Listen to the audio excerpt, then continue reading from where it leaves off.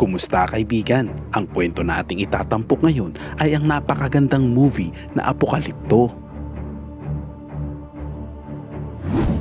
Ngunit bago natin ito simulan ay maaari ba akong makahingi ng pabor? Pakilike naman ang videong ito at pasubscribe na rin sa aking channel. I-click mo na rin ang notification bell. Muli maraming salamat kaibigan. Nagsimula ang kwento sa pagpapakita sa isang grupo ng mga hunter mula sa isang tribo habang hinahabol nila ang isang baboy ramo sa gubat.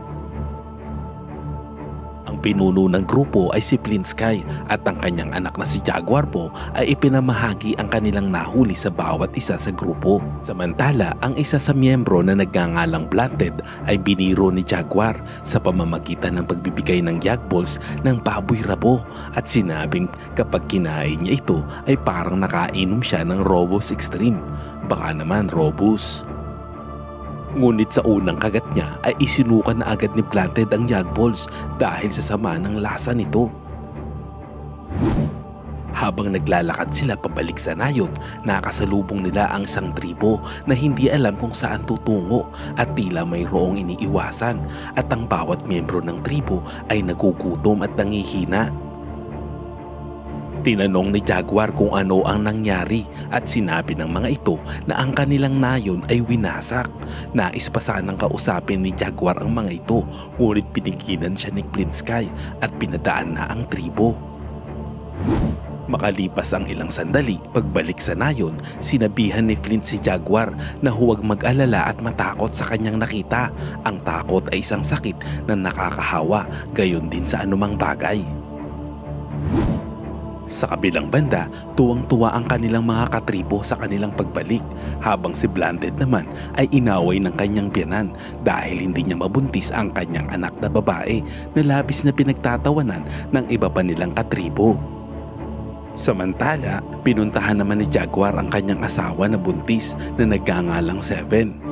At ng gabing iyon, nakaupo ang tribo malapit sa aboy habang nagkukwento ang pinakamatanda sa kanila. Pagkatapos noon, nagpakasaya sila habang nagiinuman at nagsasayawan sa tugtog ng bulaklak. Ang bango-bango, ang bango-bango, ang bango-bango ng bulaklak. Natapos ang gabing iyon, nalabis ang tuwa ng bawat isa. Kinaumagahan, ang mga bagay-bagay ay biglang nagbago sa pinaka nakakakilabot na paraan dahil habang natutulog ang tribo, palihim na pumasok ang isang pangkat ng mga mandirigma. Pinalibutan nila ang tribo at tinangka nilang patayin at bihagin ng iba at sa lalong madaling panahon, ang tribo ay inalertuhan sa nangyayaring paglusob ng kaaway. Nagdala ito sa lahat ng pagkataranta habang sinusubukan nilang tumakas at lumaban sa mga dayuhan. Nagawa naman ni Jaguar na maitakas sa nayon ang kanyang buntis na asawa at anak. Dinala niya ang mga ito sa isang butas na tila isang balon upang hindi sila makita ng mga mananakop. Ito ay higit sa 20 talampakan ang lalim.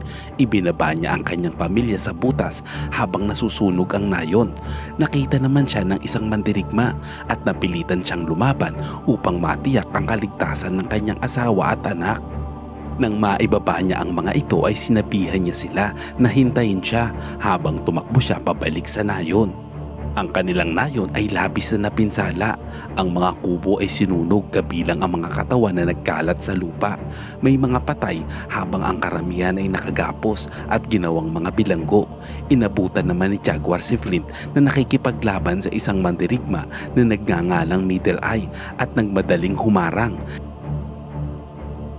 Nasangkot sila sa matinding labanan at makikitang lamang si Jaguar sa kanilang laban. Ngunit pagkatapos, ang kanilang pinuno na si Zero Wolf ay pumagit na sa laban at inihagi si Jaguar sa lupa. Galit na galit naman si Middle Eye dahil natalo siya ni Jaguar at gusto niya na itong patayin, ngunit hindi siya pinayagan ni Zero Wolf. Upang makaganti ay pinatay ni Middle Eye ang ama ni Jaguar sa harap mismo ng kanyang mga mata. Ramdam na ramdam niya ang sobrang sakit na ibinigay nito sa kanya. Sa kalaunan ay hinampas siya sa ulo upang makapaghiganti at nawalan ng malay si Jaguar. Ang mga miyembro ng tribo ay ginawang mga bilanggo. Sila ay nakagapos na pilit na pinapapanood habang ang mga kababaihan ng tribo ay pinagsasamantalahan at pinapatay mismo sa harap ng kanilang mga pamilya, kabilang ang asawa ni Planted. Samantala, lumingon naman si Jaguar sa butas kung saan niya iniwan ang kanyang asawa na si Seven. Sa kabilang banda, pinilit ng mga mandirigma ang tribo na magmarcha sa kagubatan. Sa daan, nakasalubong nila ang isa pang grupo ng mga mandirigma na naghihintay kasama ang isa pang grupo ng mga bilanggo. Nakita ni Jaguar ang tribo na mga naglalakbay doong nakaraang araw at ngayon ay naiintindihan na niya ang nangyari sa iba pang tribo. Habang naglalakad sila ay kinausap ni Zero Wolf ang kanyang anak na si Catrak. Pinuri niya ang binata sa kung paano siya kumilos sa labanan at binigyan niya pa ito ng isang espesyal na punyal. Tanda na siya ay isang ganap na lalaki na ngayon. Ang kanilang paglalakbay ay napakahirap para sa mga bilanggo habang ang kanilang mga kamay ay nakagapos. Sila ay napilitang maglakad ng ilang araw sa mapanganib na gubat. Sa isang punto, habang naglalakad sila sa gilid ng bangin, isang grupo ng mga bilanggo ang halos mahulog. Tinulak sila ni Middle Eye upang tignan kung kaya nilang iligtas ang kanilang mga sarili. Kahit sobrang hirap ay nagawa naman nilang makaligtas sa tiyak na kamatayan. Gayunpaman, itinulak pa rin ni Middle Eye ang pinakamahina sa kanila sa bangin. Ipinapakita nito kung gaano kababa ang halaga ng kanilang buhay. Samantala, si Seven at ang kanyang anak ay naghihintay sa pagbabalik ni Jaguar. Sa kabilang banda, nang malapit na sila sa kanilang destinasyon, ang mga bilanggo ay napadpad sa malawak na lupain na may mga naglalakihang puno na pinutol. Ang mga bilanggo ay tinitingnan ang lahat at nagtataka dahil hindi pa sila nakakakita ng ganitong mga bagay. Di nagtagal, nakarating sila sa isang lugar kung saan hawak ng isang batang babae ang kanyang namatay na ina. Ang mga mandirigma ay nagsabi na sila ay nahawaan ng sakit kaya kailangan nilang lumayo. Sinubukan ng batang babae na lumapit sa kanila, ngunit itinulak nila siya palayo. Nagsimula siyang tumawa at sinabi sa kanila na malapit na ang kanilang katapusan at matakot sa itim na kalangitan at sa lalaking tumatakbo kasama ang hayop na Jaguar. Dahil siya ang tatapos sa kanila. Nang marinig nila ang sinabi ng bata ay makikitang natakot sila sa propesiyang ito.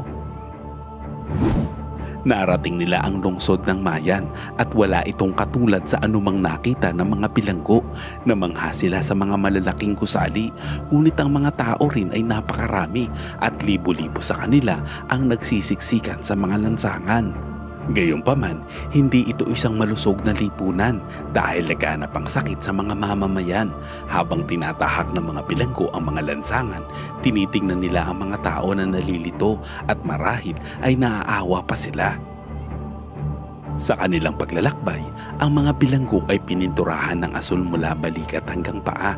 Nakita naman nila ang mga taong isinakripisyo na mayroong kulay na katulad ng sa kanila. Tinignan ni Jaguar ang mga guhit at tumingin si Middle Eye sa kanya, sabay tumawa. Sinabi nito na sa lalong madaling panahon sila na ang susunod. Bago magkaroon ng pagkakataon si Jaguar na mag-react, dinala sila sa isang bagong lugar. Ang lugar na ito ay nakasentro sa paligid ng mga higanteng batong piramid. Pininturahan ng pula na may mga hagdan paakyat sa gitna. Napakaraming tao ang nagtitipon sa paligid ng piramid na ito na sabay-sabay na umaawit at sumasayaw. Sa tuktok ng pangunahing piramid ay isang grupo ng mga lalaki at kahit na mahirap itong makita kung ano ang kanilang ginagawa, ay makikita namang walang ulo ang mga katawan na bumabagsak sa hagdan patungo sa karamihan. Si Jaguar ay labis na natakot dahil sa nalaman ng kanyang mga mata. Ang mga bilanggo ay dinala sa tuktok ng piramid kung saan ang isang grupo ng mga salamangkero ang nagtitipon. Ang high priest ay tumawag sa mga tao at ipinaliwanag kung paano nagkaroon ng salot sa lungsod, kung paanong pinarusahan nito ang mga tao at ginawa silang mahina, at upang mawala ang sumpa ay mag-aalay sila ng ilang mga sakripisyo sa kanilang dakilang Diyos at ang mga tao ay nagpalakpakan. Ang unang sakripisyo ay nakakakilabot. Pinahiga nila ito, pagkatapos ay pinutol ang kanyang ulo, pinunit nila ang kanyang katawan at inialay sa kanilang Diyos bilang sakripisyo. Ginawa nila ito ng 2 beses habang si Jaguar, Blunted at ang iba ay nanonood sa labis na takot dahil alam nilang sila na ang susunod at ang mas malala pa ay wala silang magawa. Nang si Jaguar na ang iaalay ay naramdaman nito na katapusan na niya. Ang totoo ay ayaw niya pang mamatay. Iniisip niya na hindi pa tapos ang kanyang oras. Ngunit bago pa man maitarak sa kanya ang kutsilyo ay isang solar eclipse ang naganap na kung saan ang mga Mayan civilization ay nagulat kung ano ang ibig sabihin nito. At sinabi ng High Priest na ito ay isang tanda mula sa kanilang Diyos na siya ay nasiyahan sa kanilang mga sakripisyo at sila ay pinagpala. Dahil dito ay nailigtas ang buhay ni Jaguar. Ngunit hindi nagtagal, ang natitirang mga bilanggo ay dinala sa labas ng lungsod sa isang mahabang open field. Sa kabila ng field ay isang gubat. Si Blunted at ang isa pang bilanggo ay pinakawalan at inutusang tumakbo sa gubat para sa kanilang kalayaan. Hindi nag-atubili ang dalawa at sila ay kumaripas ng takbo. Ngunit hindi nila alam na sa kanilang pagtakbo ay gagawin silang target ng mga mandirigma kung saan naghagis ang mga ito ng sibat at palaso. Tumakbo sila at sinubukang umiwas, ngunit mabilis silang tinamaan na ikinatuwa naman ng mga mandirigma. Ang sumunod ay si Jaguar at ang isa pa at inutusan silang tumakbo. Gumawa sila ng diskarte, pasigsag silang tumakbo para hindi sila basta matamaan. Iniwasan nila ang mga palaso at sibat at mukhang makakatakas na sila hanggang sa tumama ang isa sa mukha ng isa, habang si Jaguar naman ay tinamaan sa gilid ng tiyan. Bumagsak siya sa lupa na parang huling hininga na niya. Humakbang si Cutthroat upang tapusin siya gamit ang punyal na ibinigay sa kanya ng kanyang ama, ngunit ginulo siya ni Blunted at humawak sa kanyang paa. Kaya nagawa ni Jaguar na tumalon sa kanya at pinatay niya si Cutthroat at tumakas sa gubat. Si Zero Wolf ay labis na nagalit habang ang kanyang anak ay naghihingalo. Sa galit, inutusan niya ang kanyang mga tauhan na habulin si Jaguar. Tumakbo ang mga mandirigma sa kagubatan upang habulin si Jaguar. Samantala, si Jaguar ay tumatakbo para sa kanyang buhay. Ngunit narinig niya ang mga mandirigma na hinahabol siya. Upang makaiwas, umakyat siya sa isang puno at nagtago sa mga baging hanggang sa makadaan ng mga mandirigma. Ngunit habang nagtatago siya, tumulo ang dugo mula sa kanyang sugat at tumama sa likod ng isa sa mga humahabol sa kanya. Patuloy sila sa pagtakbo hanggang sa napagtanto nilang wala na siya sa kanilang landas. Sa kanilang galit, nagtataka sila kung ano ang nangyari. Napansin nila ang dugo sa likod ng isang mandirigma at napagtanto ng mga ito na umakyat siya sa mga puno. Habang nakatago pa rin sa mga dahon, narinig ni Jaguar ang pag-iyak ng isang sanggol na hayop na jaguar mula sa isang sanga. Pagkatapos ay pinalaki niya ang kanyang mga mata at nakita ang isang malaking hayop na jaguar sa puno na pinagmamasdan siya. Umungol ito sa kanya at si Jaguar ay tila nanigas sa takot. Sa kabilang banda, ang mga mandirigma ay nagkalat habang hinahanap siya. Napansin naman siya ng isa sa kanila at mabilis na tumakbo sa kagubatan. Hinabol nila si Jaguar at ang isa sa mga lalaking tumatakbo sa harap ay papalapit na ng papalapit. Hindi naman nila namamalayan na si Jaguar ay hinahabol din pala ng isang hayop na jaguar. Nang ang isa sa mga mandirigma ay malapit na, sabay namang tumalon ang jaguar, kaya ang mandirigma ang inabot nito sa halip na si Jaguar. Kaya nagawa ng makatakas ni Jaguar sa gubat at napagtanto ng mga mandirigma na ang pagkamatay ng kanilang kasamahan ay isang senyales at palatandaan na sinasabi ng may sakit na batang babae kanina. Natatakot sila na nangangahulugan ito ng katapusan nilang lahat. Ngunit sinabihan sila ni Zero Wolf na tumahimik at ang mga salita ng batang babae ay walang ibig sabihin at kailangan lang nilang habulin si Jaguar. Sa ibang eksena, nakikinig si Seven at ang kanyang anak habang nag-aaway ang isang grupo ng unggoy sa itaas nila. Ang isa sa mga unggoy ay nahulog sa butas at si Seven ay napilitang hampasin ito hanggang sa mamatay upang hindi siya nito saktan. Patuloy namang sinubaybayan ng mga mandirigma si Jaguar. Ang isa sa kanila ay nakakita ng mga asul na marka sa isang puno. Ngunit habang ipinapakita niya sa iba, isang ahas ang lumitaw at kinagat siya sa leeg na ikinamatay niya. Iniwanan nila ang katawan nito at sinundan naman si Jaguar. Ang mga mandirigma ay malapit na sa kanya. Paglingon niya ay nakita niya ang mga ito sa likod niya. Naghagi sa mga ito ng palaso at mga sibat, ngunit hindi ito tumama. Tumakbo siya hanggang sa makarating siya sa isang napakataas na talon. Habang nakatayo siya sa gilid, pinagmasdan niya ang rumaragasang tubig sa ilalim. Pagkatapos ay lumingon siya sa likod at nakita ang mga mandirigma at napagtanto na wala siyang pagpipilian. Humugot ito ng malalim na hinga at sabay na tumalon. Bumagsak siya sa kailaliman. Naisip naman ng mga mandirigma na patay na siya hanggang sa lumabas ang kanyang katawan. Umakyat si Jaguar sa pangpang. Nakita niya ang mga mandirigma na pinagmamasdan siya mula sa malayo at pagkatapos ay hinamak sila. Sinabi niya sa kanila na siya si Jaguar po at ito ang kanyang gubat at mas kabisado niya ito kaysa sa kanila. Hinamon niya silang sumunod kung kaya nila. Inutusan naman ni Zero Wolf ang kanyang mga tauhan na tumalon at ang isa naman sa kanila ay tumanggi. Kaya nilaslas ni Zero Wolf ang kanyang lalamunan nang walang sabi-sabi. Pagkatapos ay inutusan niya muli ang kanyang mga tauhan na tumalon bago siya tumalon mismo. Si Jaguar ay tumakas pabalik sa gubat at habang ginagawa niya ito, hindi sinasadyang nahulog siya sa isang kumunoy at muntik nang kainin nito. Ngunit habang siya ay sumusubok na umakyat, siya ay nababalutan ng makapal na putik na tila ito na marahil ang katapusan niya. Ngunit pagkatapos ay napagtanto niya na hindi ito matatapos dito. Dahil ang kanyang asawa ay naghihintay sa kanya, kailangan niya maging matapang tulad ng sinabi ng kanyang ama. Samantala, tumatakbo ang mga mandirigma sa gubat habang hinahanap si Jaguar at bigla itong lumitaw sa harap nila. Nababalutan ng putik at may dala siyang malaking dahon na nakatiklop sa itaas ng kanyang ulo. Nagtataka silang nakatingin habang hinihagis niya ang dahon patungo sa kanila na isang pugad pala ng mga bubuyog. Ang pugad ay sumabog at ang mga bubuyog ay inatake ang mga mandirigma ng libu-libong makamandag na bubuyog na nagdulot sa kanila ng labis na paghihirap. Pagkatapos ay makikita si Jaguar na nilapitan ng isang makamandag na palaka at pinahiran ng lason ang tatlong mahabang tila karayom. Pagkatapos ay minarkahan niya ang isang lugar sa gubat at umikot sa paligid upang pumunta sa likuran nila.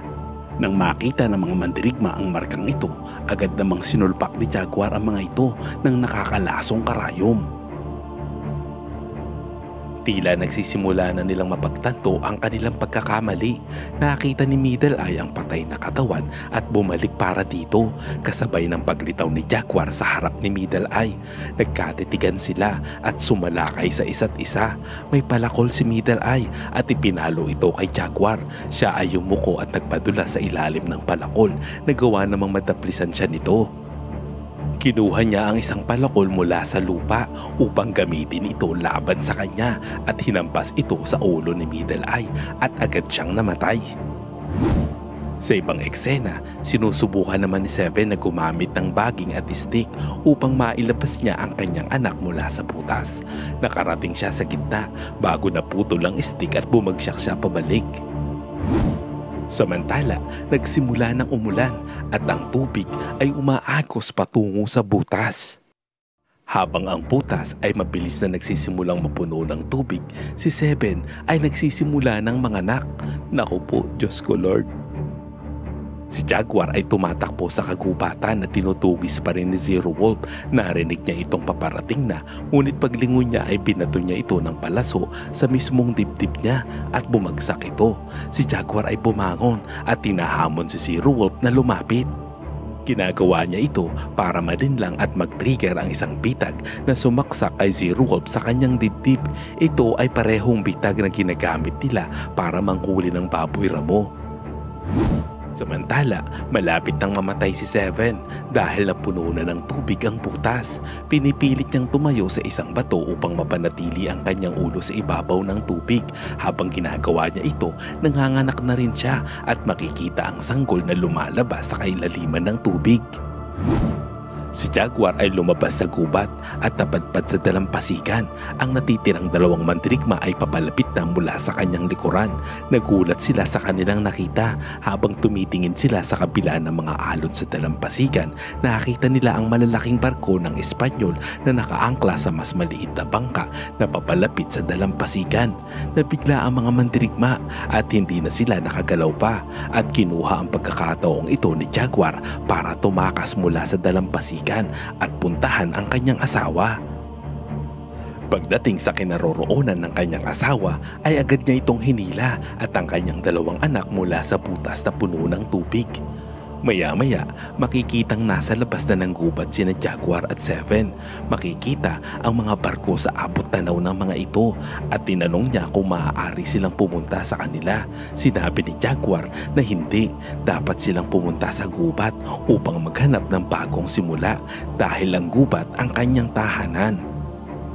Sana'y nagustuhan mo kaibigan ang kwentong ating itinampok. Kung magkagayon ay baka naman pwedeng pakilike ang video ito at pasubscribe na rin sa aking channel. Kung hindi mo naman ito nagustuhan ay pwede mong pindutin ang dislike button ng 2 beses para makasigurado ka.